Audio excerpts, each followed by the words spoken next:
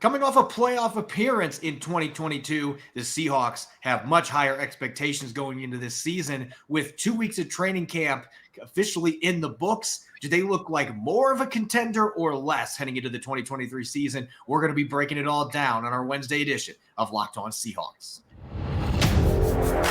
You are Locked On Seahawks, your daily Seattle Seahawks podcast. Part of the Locked On Podcast Network, your team every day.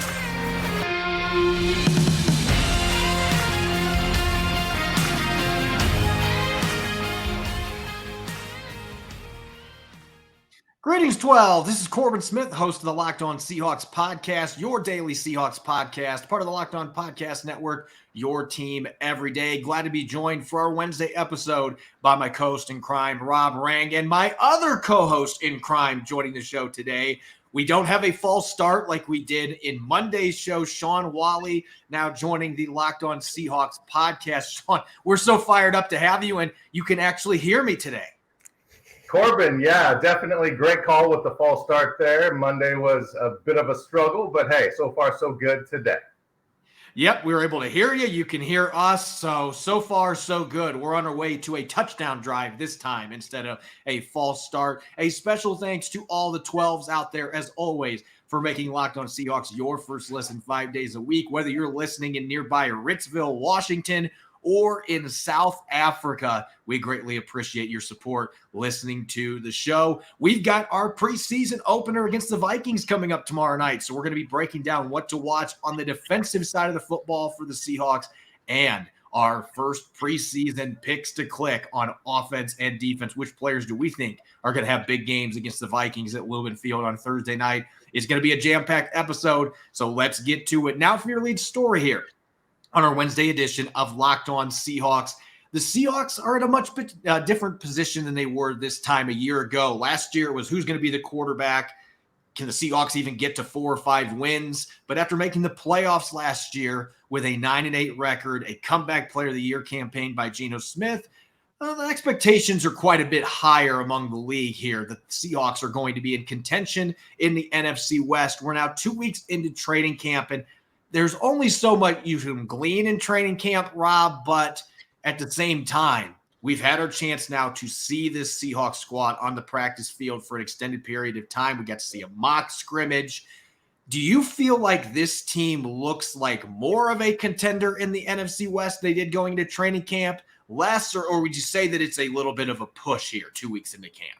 No, I would 100% say that the Seahawks are more of a contender, not only for the NFC West division, but for a Super Bowl run at this point. I mean, again, I don't want to, venture into hyperbole here, but as you said, Corbin, I mean, the expectations a year ago were so low.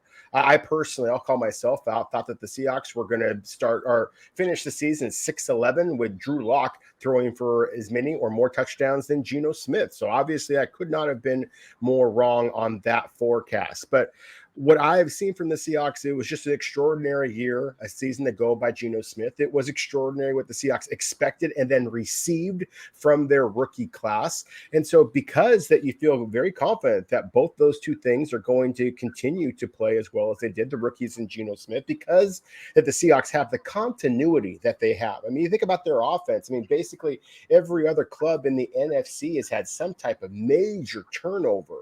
The opponent they're going to be faced with, the Minnesota Vikings, being a perfect example of that. No Dalvin Cook, no Adam Thielen, no Eric Kendricks, linebacker. Seattle has gotten better and, again, has the continuity to, I think, to be able to hit the ground running, so to speak, this year. Shawn, what were your thoughts on that? They're going to be trending upward for sure. They are trending upward.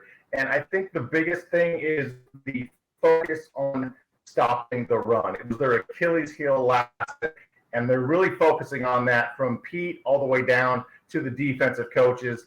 And let's face it, Bobby Wagner's back. He's a lot better than Cody Barton. Bobby alone is going to help that run defense just because he's so smart. He's been there, done that.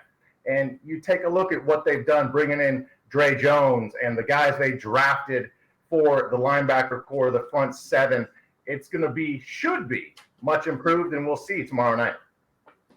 Yeah, I would tend to agree with both of you. And I know some of our listeners are going to be like, okay, homers, we got 3 Seahawk guys here, and they're all saying that they're more contenders. But listen, I had my reservations about this football team, and there still are a few things that I'm concerned about until we see them against another team, a starting team. So preseason's not going to answer those questions necessarily. But I feel more encouraged about this football team right now than I did 2 weeks ago. So obviously I'm going to be saying that the needle is trending upward, that this team is more of a contender. And for me, it goes back to the guy under center, because that was one of my questions going into this season. You just paid Geno Smith, gave him all that money for one great season. Is he going to be able to replicate that? And we'll see how that plays out during the season. But I don't know that there has been a player that has been more impressive at Seahawks training camp from start to the current position than what Geno Smith has been. He has been lofting the ball downfield. He is playing with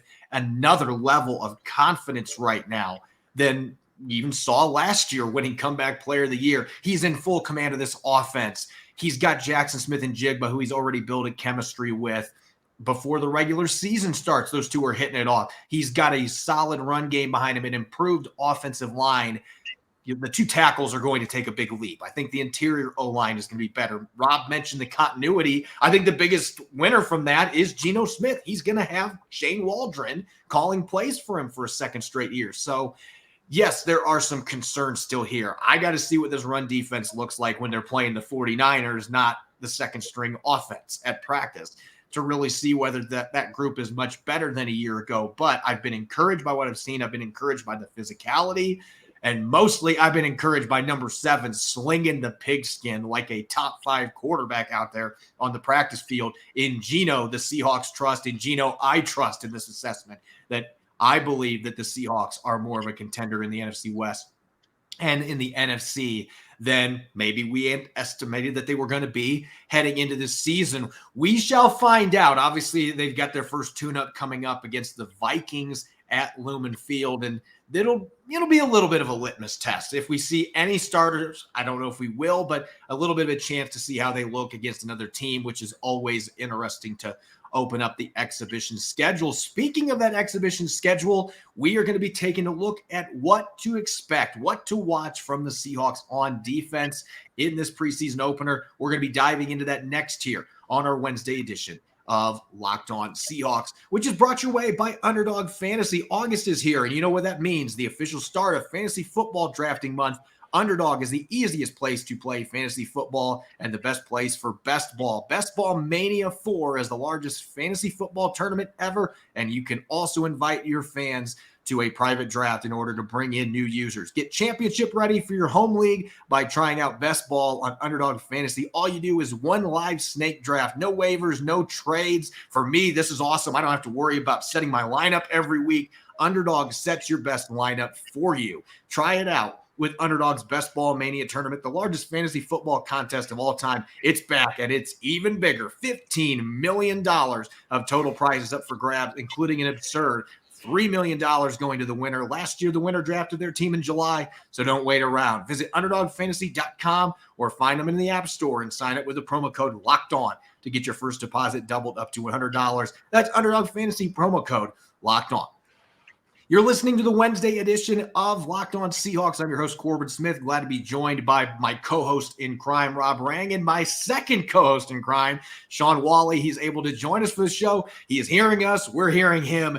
It is a great Wednesday. A special thanks to all the 12s out there, as always, for making Locked On Seahawks your first listen 5 days a week. For our everydayers, don't miss the first post-game show of the 2023 season. We'll be dishing out game balls, 3 up, 3 down, and much more after tomorrow's game against the Minnesota Vikings. You won't want to miss it. Speaking of that preseason game, yesterday we dove into what to watch on offense going into this contest against the Vikings. We're going to switch gears now and talk defense, where there were a lot of question marks going into this season, and there may be some question marks going into this game in terms of who's going to be playing and different position groups. But Rob, I'm going to flip it to you here first. As far as areas to watch, what you are going to be watching closely heading into this first preseason game, what jumps out to you, good sir? Well, I think all along the defensive line and really the front seven, I think whether you want to talk about supporting the run, which we have talked about, the Seahawks finished 30th in the NFL a year ago. I think that is going to be a top priority. But for me, what I'm going to be looking at is going to be the pass rush. I definitely want to see if Boye Mafe continues his stellar play. If you see a player like a Derek Hall start to kind of rear his head up into this conversation. So to me, those are some of the specific players that I'm looking to make a big impression. And then Shawn mentioned it a moment ago. I mean, just the return of Bobby Wagner, I think, is going to be significant. Now, whether or not Bobby Wagner plays in this particular game or not, again, I do think that you are going to see an improvement from Seattle's run defense for that reason. But I want to see the young linebackers and what they are able to provide. The 15 pounds or so that Vi Jones has added to his frame, does that actually translate into being able to take on blockers in the hole, be able to discard and make those plays? Is BBK really back? Those types of questions. So again, to me, the front seven, it remains to be seen which of the veterans that Seattle is going to be starting in this game. I'd love to see Jaron Reed in nose tackle position. I'd love to see what Mario Edwards Jr. is going to be able to provide, and obviously Dre'Mont Jones. But again, looking at some of the younger players and how they are able to perform. So again, I'm going to be looking at those young linebackers. I'm going to be looking at guys like a Cam Young, a Mike Morris, for example, along the defensive line. This is a Minnesota Vikings team that's in a similar situation as the Seahawks. They were a playoff team a year ago. They've got some upper echelon starters as well. So again, it's going to be interesting to see who Kevin O'Connell and the Vikings are going to be starting. But I am curious to see how Seattle's depth matches up with Minnesota's depth, considering, again, this is a matchup between two very much playoff contenders and, in some people's eyes, possible Super Bowl contenders. Yeah, I'm glad you pointed out the pass rush, because that's going to be the first thing that I'm going to be watching in this football game, because unlike some of the other positions where I don't expect Bobby Wagner to play, DK Metcalf, Tyler Lockett are not going to be playing on offense. I don't expect to see Jaron Reed much, if at all. Dre'Mont Jones, I'd be stunned if he plays at all in this game. This is going to provide an opportunity, though, for players like Boye Mafe. He is going to play some snaps in this game. I would be stunned if he doesn't, because this is still a young player that needs those reps on the field, even if it's just a couple drives. And you want to see him take what he's done in training camp against his own teammates and translate that against a backup Minnesota offensive line and let him get after the QB. Derek Hall had his first really impressive practice earlier this week. Is that going to translate to this first game action? And Tyreek Smith, Josh Oniogo, Levi Bell, that's another name that I'm going to throw out there. Levi Bell had a forced fumble in the mock scrimmage, and you want to talk about a guy that is built like a house. Levi Bell, short, stocky, explosive. He's a guy that's kind of caught my eye at camp. So I'm going to be watching all of those edge rushers to see who can get after the quarterback. As for the rushing defense, Shawn, you talked about it earlier here on the show, that has been a point of emphasis, but now we got to see, does it translate when you're playing against another team? We've been encouraged by what they've done against themselves, but can you handle the Minnesota Vikings with your second stringers? And can you show that improvement, that prioritization of defending the run? Absolutely. And really, you mentioned the pass rush guys. How great was LB because of the great pass rush Seattle had back in the day? So it elevates everybody's play, because they don't have to be on an island that long, whether it's a linebacker covering a running back out of the backfield or the receivers in the secondary. So that's going to be if they can get pressure on the quarterback. And then, stopping the run, does it translate to the field? Does what they are trying to tweak, the whole 3-4 with 4-3 principles, vice versa, does that really show? Does that come through on game day? And then you look at who has something to prove. It's the young guys. It's the guys coming back from injury. It's guys like a Darrell Taylor that might be getting passed up by a second-year player in Mafe. So a lot to watch for on Thursday night.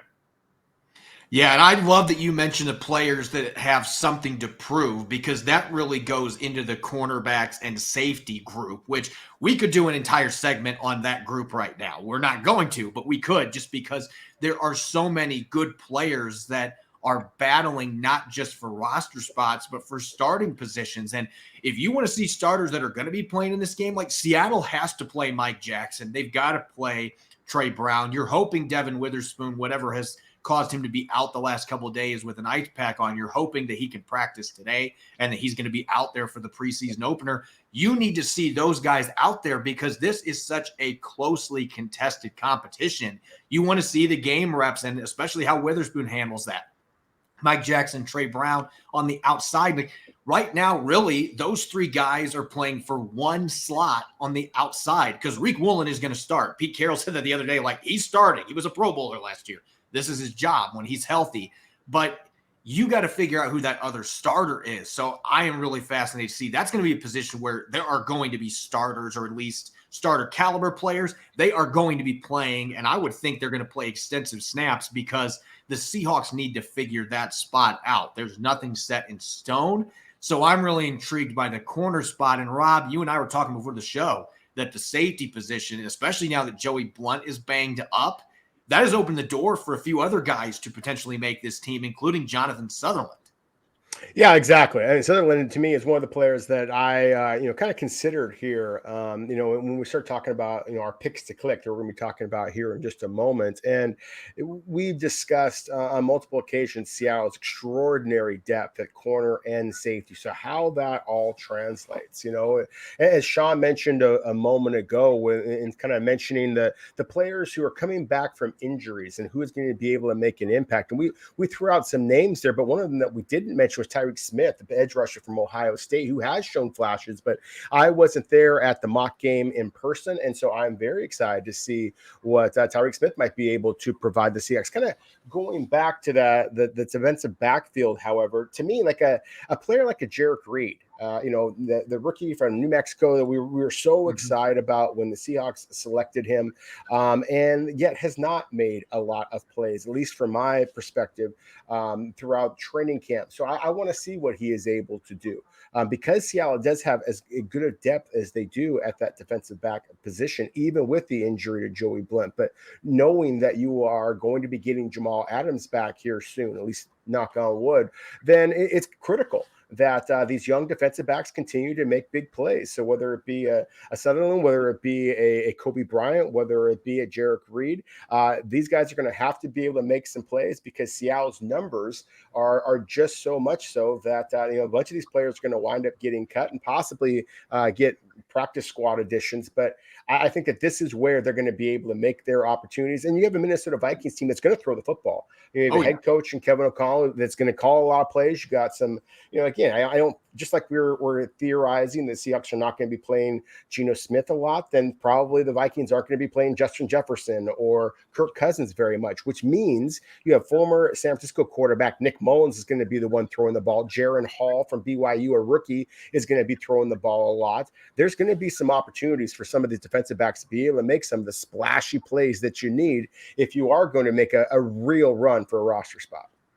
I also think when you're looking at this opponent, because Kevin O'Connell's coming from the Rams and he was under Sean McVay, we know how they like to attack the middle of the field. So there's going to be a lot of pressure on the young linebackers, as you hit on earlier, Rob, that those guys, I'm interested in the run defense, but more so, I want to see how players like Patrick O'Connell, the undrafted rookie out of Montana, how Vi Jones, Ben Burkervin coming off his injuries, how do those players handle the coverage duties when you're playing an offense that is going to attack the middle of the field with those 15, 20-yard routes, and they're going to try to take advantage of linebackers in coverage?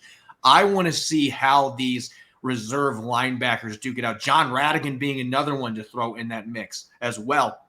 I get a lot of really young players there that are going to get the snaps. I would be stunned if we see much Devin Bush or Bobby Wagner. Jordan Brooks is not off the pup list, wouldn't be playing in this game anyway. So this is going to be all about the young linebackers and maybe a few snaps for Nick Bellore. We got to make sure Nick Bellore keeps his linebacker card going. But Shawn, looking at that group, Vi Jones has been kind of the highlight in training camp to this point. He got to play some reps with the first team defense, but how much pressure is on him now with a resurgent BBK? And Patrick O'Connell's made some plays recently too.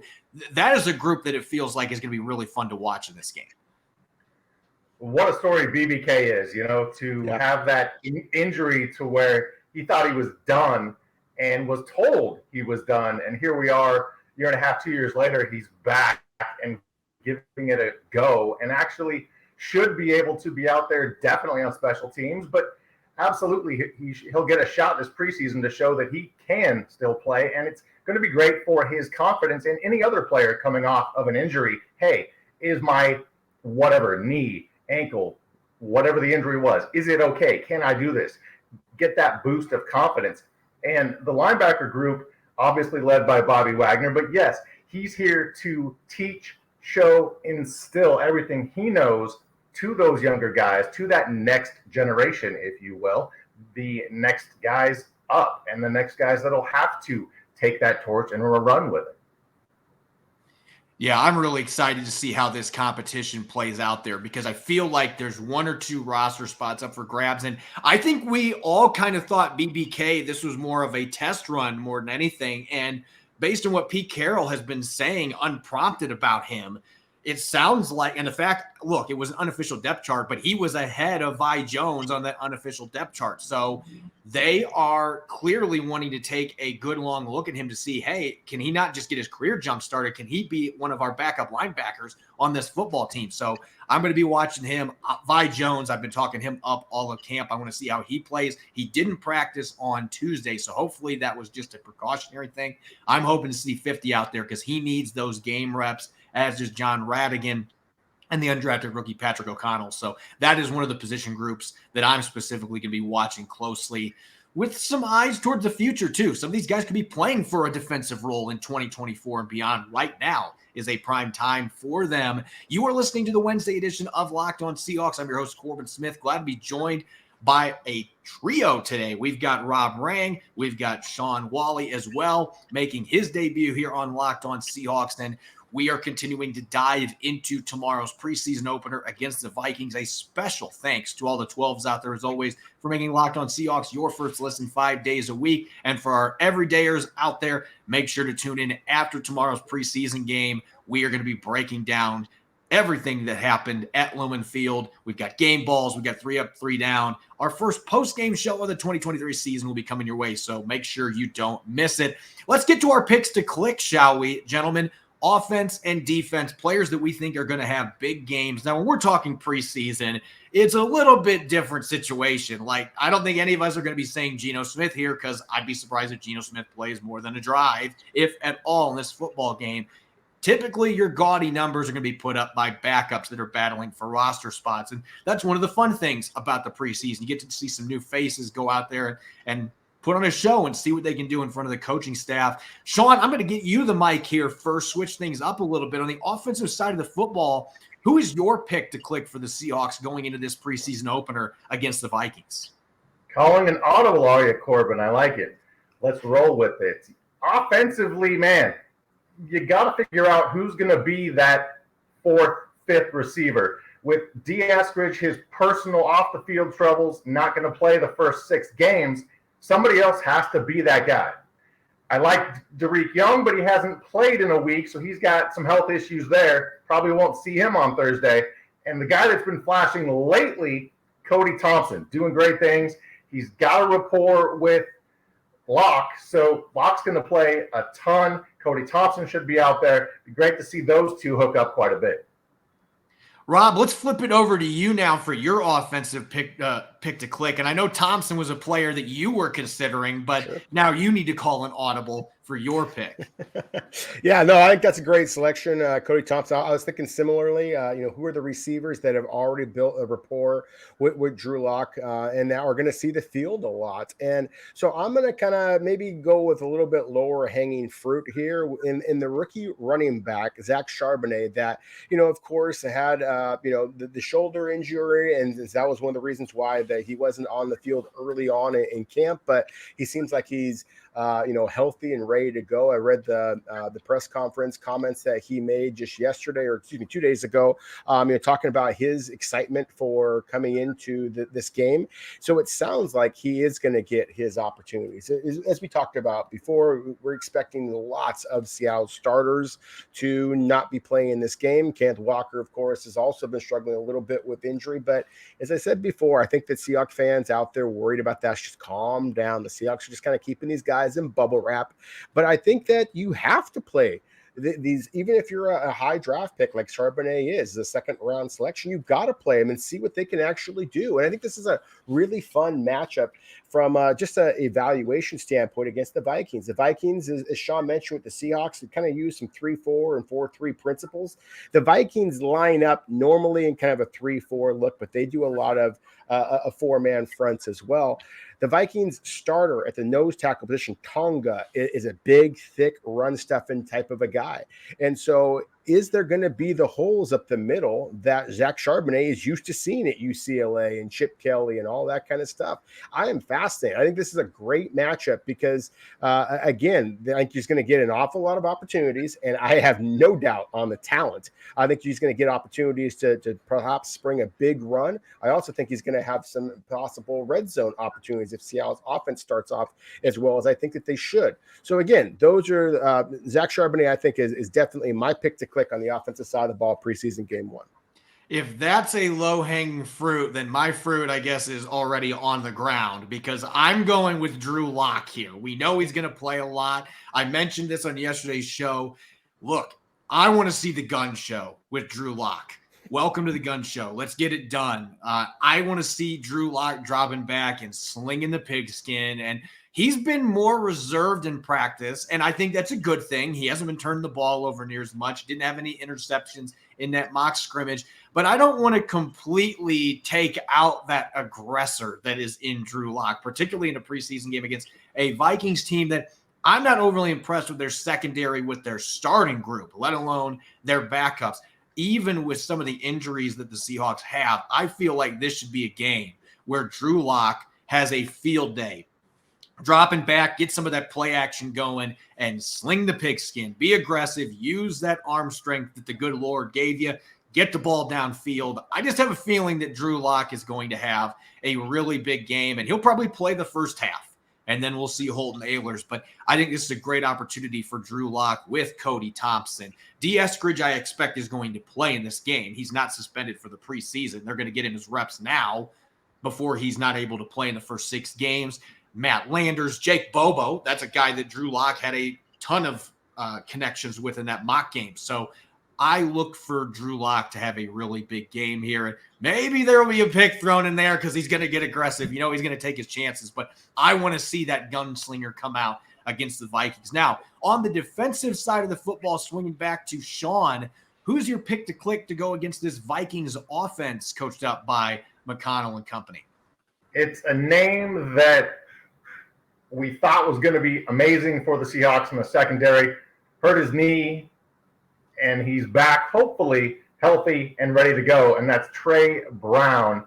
And he'll be out there looking to get that confidence back and show that he's back. And, hey, he was starter quality before he got hurt. So the Seahawks have an embarrassment of riches in the secondary with all the talent they have, and Tre Brown is a guy that I want to see stay healthy, number one, and have a great game. And Brown has also been really good in training camp. So he's looking to just keep that momentum rolling, has had a bunch of pass breakups going against DK and the rest of Seattle's talented receiving core. Rob, who jumps out to you as your pick to click on defense? Well, I'm following the same kind of thinking that Shawn just mentioned, as far as a cornerback, or in this case, also a safety, Kobe Bryant. I'm learning from you, Corbin. I mean, you pulled the veteran move there by using Drew Lock, who I think they might play well into the second half. And so I think that he's going to have an opportunity to pad his statistics. So I'm going to try and do the same kind of thing with Kobe Bryant, because I think that he is going to get some time at cornerback. I think that he is going to get some time at safety. As I mentioned before, I expect the quarterbacks for the Minnesota Vikings to primarily be Nick Mullins, who's he's played I think he started 17 games in the NFL, played in 24, 25 games. So there's some experience there, but still, he is not going to, remind anybody of Patrick Mahomes or Aaron Rodgers or Geno Smith out there, in my opinion. So I do expect there to be some opportunities for some big plays from the defensive backfield. You got the Thorpe Award winner, or former Thorpe Award winner, of course, and Kobe Bryant, who just has a knack for making big plays. So whether it be an interception, whether it be a forced fumble, I do think that Kobe Bryant's going to get the opportunities in terms of playing time. I think he's going to get the opportunities in terms of plenty of balls flying around the field. And then again, the Vikings, as you mentioned before, Corbin, with Kevin O'Connell and the Rams background, they are going to be aggressive on offense. And so, again, to me, that's how you are able to, really create a name for yourself as in these preseason games. And so just like as Shawn mentioned with Trey Brown, I think Kobe Bryant is another one that makes a lot of sense to pick to click on the defensive side of the ball. But I'm sure you're thinking a little bit closer to the line of scrimmage, Corbin.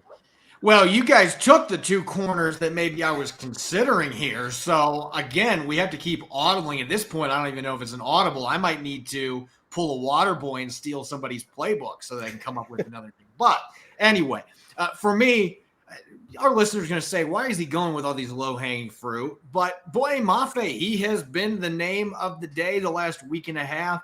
And I expect there's going to be a lot of starters that don't play in this game. I mentioned this earlier, though. Boye Mafe is still a raw player. He needs snaps, and I expect that he is going to play some in the first couple of drives minimum in this game. He might play longer than that because he didn't get a lot of snaps as a rookie last year. You want to get him snaps to build experience because I think that's the biggest obstacle in his game right now. Give him experience, give him a chance to grow on the field. And so I love what I've seen from Boye Mafe. The expanded pass rushing palette has already been evident. We're seeing more moves. He's more confident with those. BT Jordan seems like he's had a great impact on him already. We can see the quicker burst off the line of scrimmage. The athleticism was there, but now he has put it together technique-wise, and he's just getting off the ball better. So I'm really excited to see what he can do. And so he's my pick to click. I think Mafe is going to get after Nick Mullins or whoever is back there at quarterback for the Vikings. And I think he's going to get a sack in this game. I think he's going to get a couple pressures. And I think he's going to make a couple nice stops in the run game before he vacates to the sideline. He's out for the rest of the game. And we see Derek Hall and the rest of these young guys get after it. But I'm expecting a big game in a somewhat brief appearance from Boye Mafe as he continues his ascent towards trying to win that starting job for the Seahawks across from Uchenna Nwosu. As always, you can follow me on Twitter at Corbin Smith NFL. You can follow Rob at Rob Rang. You can follow Shawn _Walli. So make sure to give him a follow. This is the first time for working with you, so I'm even going to butcher some things. So we're good to go. But make sure to follow all three of us on X or Twitter, whatever you want to call it nowadays. You can subscribe and follow Locked On Seahawks on YouTube and wherever you listen to your podcast to make sure you don't miss a single episode. Make sure to tune in tomorrow. We've got our first post-game show of the 2023 season. Game balls, 3 up, 3 down, and much more after the Seahawks battle the Vikings in their exhibition opener. Make sure you're listening in. Thanks for tuning in and enjoy the rest of your Wednesday. Go Hawks.